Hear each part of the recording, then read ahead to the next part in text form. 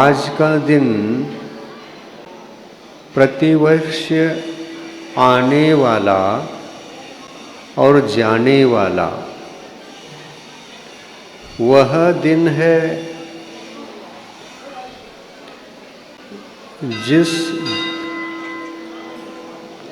जिस दिन के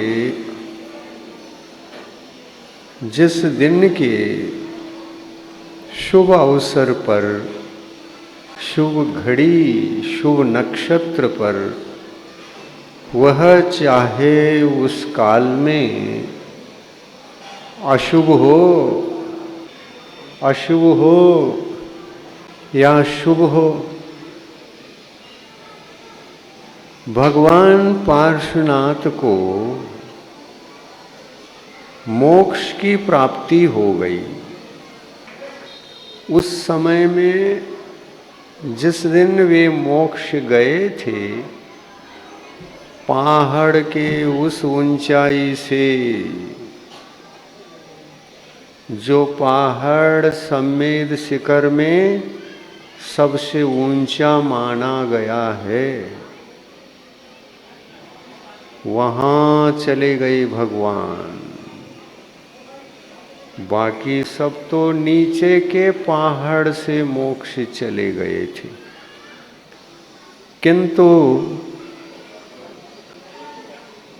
पार्श्वनाथ भगवान का वह शिखर आज सम्मेद शिखर में प्रसिद्ध हो गया।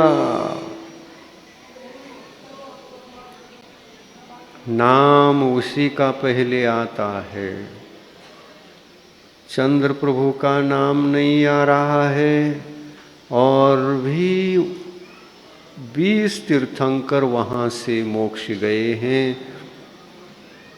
पहाड़ चढ़ते समय पार्श्वनाथ भगवान से पहले भी मोक्ष जा चुके थे। उनकी परंपरा में पार्श्वनाथ भगवान मोक्ष गए हैं, लेकिन विशेष घटना ये घटी, उनको मोक्ष प्राप्त होने का जो स्थान था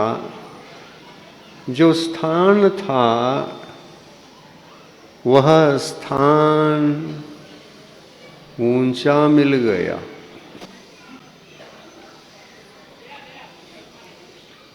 वहाँ नीचे के टोंक पर और भी तीर्थंकर मोक्ष गए थे, लेकिन शायद पार्श्वनाथ भगवान को नीचे बैठना अच्छा नहीं लगा।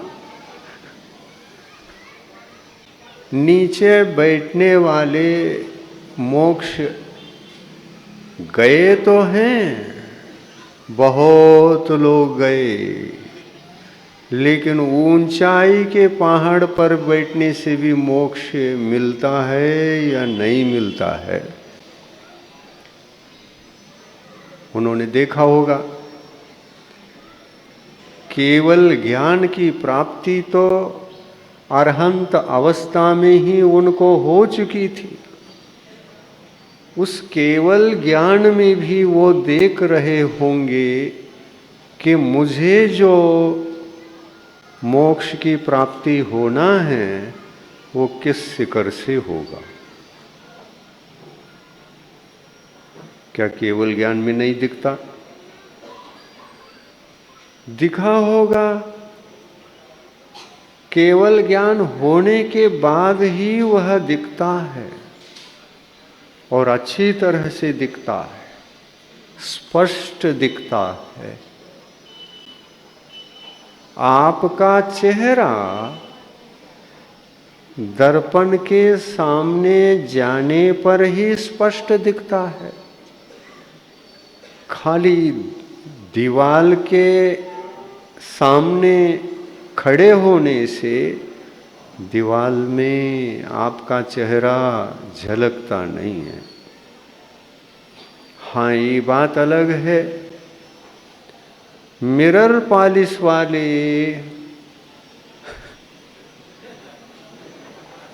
कैसा पॉलिश? मिरर पॉलिश वाले पाषाण को यदि घर में दीवार पर चिपकाया हो तो आपका चेहरा उसमें भी दिख सकता है, परंतु इन दोनों में किसमें साफ साफ दिखेगा? मिरर पॉलिश वाले पाषाण में या दर्पण में? हाँ, आप विशेष देखना चाहते हैं, और विशेष क्या देखना चाहते हैं? हम ये भी देखना चाहेंगे कि मेरे सिर के जितने भी काले काले काले बाल हैं उसमें कोई सफेद भी है क्या? उसको आप देखना चाहते हैं। क्या पाषाण के मिरर पॉलिश वाले दर्पण में देखेंगे दिखेगा? नहीं दिखेगा, क्योंकि स्पष्टता कम है, इसलिए नहीं दिखेगा। और सफेद बाल वाले बालों को आपको गिनना है, गिनना चाहते हैं। अरे भाई, हम तो बैठे थे दोस्तों के साथ और दोस्तों ने कहा अरे तुम्हारे बाल तो सफ़ेद होने लगे। मुझे झटका लगा। क्यों झटका लगा? हम तो सफ़ेद चाहते ही नहीं थे और ये उग कैसे रहे हैं? आपके नहीं चाहने से क्या आपके सिर के बाल सफ़ेद होने से बचेंगे? नहीं, सफ़ेद होंगे ही होंगे। आपने बीज बोया है खेत में, क्या फसल आने से कोई रोक सकता है? नहीं रोक सकता है। बीज बोया है तो फसल तो आएगी आएगी। हमने जो किया है उसका फल तो हमको ही भोगना पड़ेगा। समझ में आ रहा? आज बहुत सारे बच्चे कल क्लास के बाद मध्याह्न में आए और उन्होंने मुकुट सप्तमी व्रत का नियम लिया। और मैं ऐसा हूँ कि किसी को सोचे समझे बिना कोई भी व्रत देता नहीं, कोई भी व्रत नहीं देता।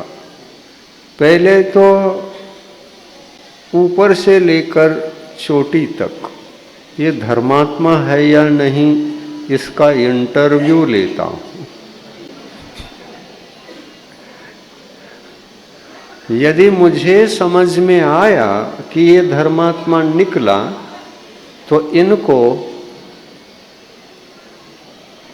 फिर समझाता नहीं हूँ। तुम समझदार हो, जैसा भी आपको नियम लेना है, व्रत करना है, संकल्प लेना है, आप ठीक करेंगे ऐसा मुझे लग रहा है। आशीर्वाद भर ले लो और अपने पूजा कार्यक्रम में तुम लग जाओ। धर्मात्माओं को व्रतादि देने के लिए कुछ भी समझाना नहीं पड़ता। तो धर्मात्मा कौन? जो रोज मंदिर आ रहा है, पूजा कर रहा है, उस सब को, उन सब को धर्मात्मा समझा जाए। हाँ? और जो एक बार भी मंदिर नहीं आया उनको क्या अधर्मात्मा समझा जाए? हाँ? नहीं है। आप कितने जल्दी सही सही उत्तर देने लगे हैं। क्योंकि मेरे द्वारा पूछे जाने वाले प्रश्न शायद उस प्रश्नों में ही आपका उत्तर झलकता हो, इसलिए सरलता से सही सही आप उत्तर देते हैं। ऐसा मुझे लगता है कि ऐसा तो नहीं कि मेरे प्रश्न में उत्तर भी जा रहा हो।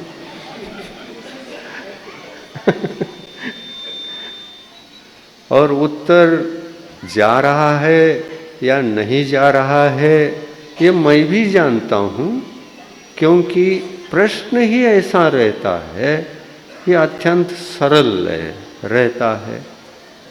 और सरल रहता है इसलिए आप सही उत्तर दे देते हैं। तो मुझे क्या लगता है कि सरलता से उत्तर दे रहे हैं, सरल प्रश्नों का दे रहे हैं, तो कुछ लोग ऐसे भी होते हैं सरल प्रश्न होने पर भी उनको ये प्रश्न भी समझ में नहीं आता, उत्तर देते हैं, देने के लिए कहते हैं तो वो मौन हो जाते हैं। सरल प्रश्न धर्म का हो, आत्मा का हो, धर्ममय जीवन से जुड़ा हुआ प्रश्न हो और वह सरल हो, उससे मौन हो जाना ये हमारे लिए खटकता है। उत्तर नहीं दे पाना हमारे लिए बहुत खटकता। उसी से मैं जान लेता ये धार्मिक सरल प्रश्नों का भी उत्तर नहीं दे रहा है, ये धर्मात्मा नहीं है। और फिर रोज पूजन करने के लिए आता है, अभिषेक भी करता है, गंधोदक भी लेता है, तो लेता है। ये हमने जानकारी ले ली कि आप सब ये करते हुए भी मेरे सरल प्रश्न का उत्तर क्यों नहीं दे पाए। तो कहते हैं हम कभी धर्म की न तो चर्चा करते हैं, न तो स्वाध्याय करते हैं, न ही धर्म संबंधित तत्वों का, विषयों का, उससे जुड़े बातों का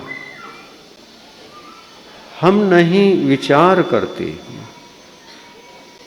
तो इनको क्या कहा जाए? आप क्या कहोगे? रोज मंदिर आता है और धार्मिक सरल प्रश्नों का उत्तर नहीं मिल पाया, धर्मात्मा कहोगे कि अधर्मात्मा?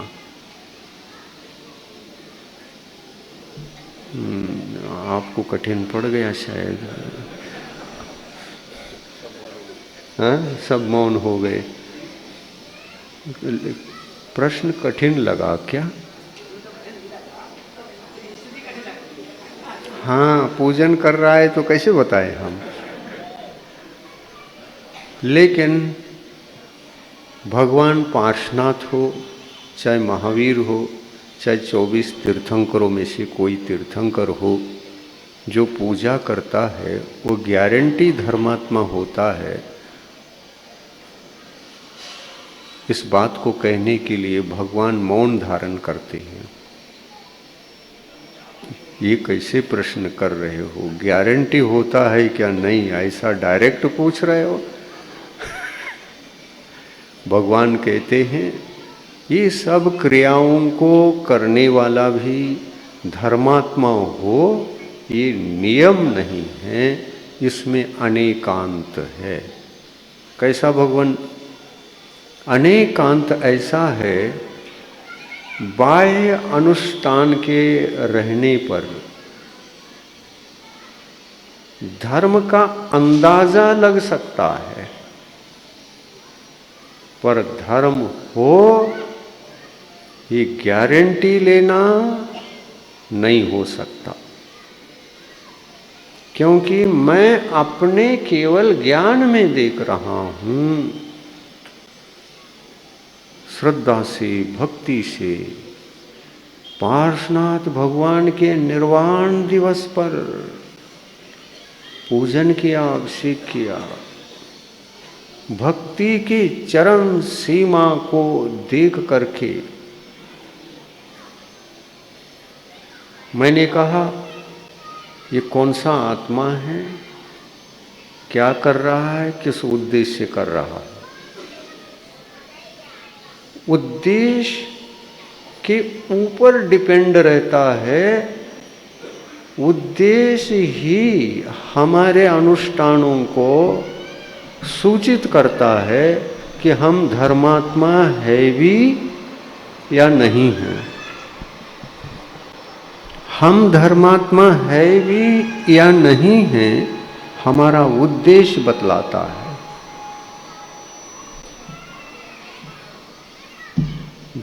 बतलाता है कि नहीं? हमारा उद्देश्य, पार्श्वनाथ भगवान तो मोक्ष चले गए, हम पूजा के लिए आ गए। भगवान मोक्ष गए और हम पूजा के लिए आ गए। निर्वाण कल्याणक की पूजा की, और किसी की नहीं। वो मोक्ष गए, कर्मों के बंधन से मुक्त हो गए, शरीर के बंधन से मुक्त हो गए, जन्म जरा मृत्यु से मुक्त हो गए। भाव कर्म, द्रव्य कर्म और नो कर्म शरीर। द्रव्य कर्म पाप पुण्य कर्म जो हमने बांध के लाए हैं, वो द्रव्य कर्म और भाव कर्म, हमारा क्रोध भाव, मान भाव, अहंकार भाव, माया भाव, लोभ भाव, ये भाव कर्म है। द्रव्य कर्म के निमित्त से भाव कर्मों की उत्पत्ति होती है। द्रव्य कर्म के उदय के बिना कोई भी भाव कर्म को अपने आत्मा में जन्म दे ही नहीं सकता। यदि कहोगे कि ऐसे कैसे, तो ऐसे कैसे तो भगवान को देख लो। पार्श्वनाथ भगवान आज के दिन मोक्ष चले गए और कल के दिन उनको मोक्ष नहीं हुआ था। कल भी केवल ज्ञानी थे और आज भी मोक्ष जा रहे हैं तो केवल ज्ञानी हैं। कल के दिन सकल परमात्मा थे, आज भी सकल परमात्मा हैं, लेकिन सकल परमात्मा की अवस्था से निकल परमात्मा बनने की तैयारी चल रही है, सम्य शिखर के उस टोंक पर जो सर्वोच्च है।